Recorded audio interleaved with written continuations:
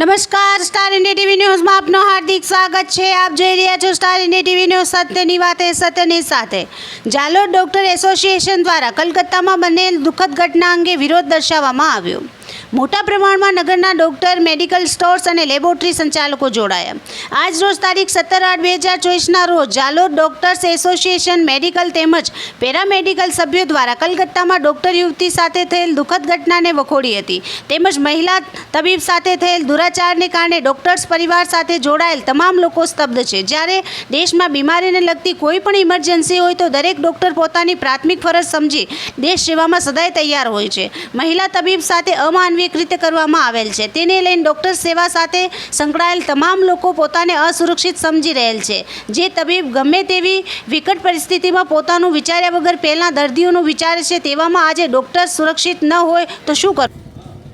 R G care medical કોલેજમાં જે intern તબીબનું બળાત્કાર અને મર્ડર થયેલું હતું એના વિરોધમાં દેશવ્યાપી હડતાલમાં જાલોર ડૉક્ટર એસોસિએશન પણ જોડાયું છે અને એના ન્યાય માટે જાલોર ડૉક્ટર એસોસિએશન તથા પેરામેડિકલ સ્ટાફ તથા લેબોરેટરી અને સરકારી દવાખાના નર્સો અને બધાએ આ રેલીમાં જોડાયા છે અને મામલતદારશ્રીને આવેદન આપેલું છે અને એવી આશા રાખીએ કે અમને ન્યાય મળે, અમારું સંરક્ષણ થાય અને આપણી જે લેડી ડૉક્ટર્સ છે એમની સુરક્ષાનું હંમેશા માટે ધ્યાન રખાય, આટલી અપેક્ષા અમે રાખીએ છીએ।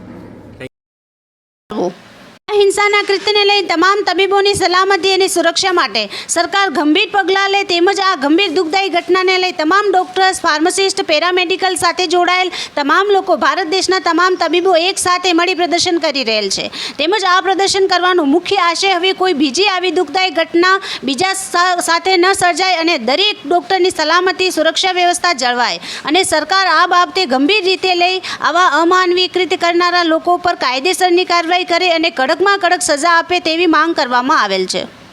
Star India TV news, Jhalod reporter Pankajbhai Pandit, જિલ્લા દાહોદ।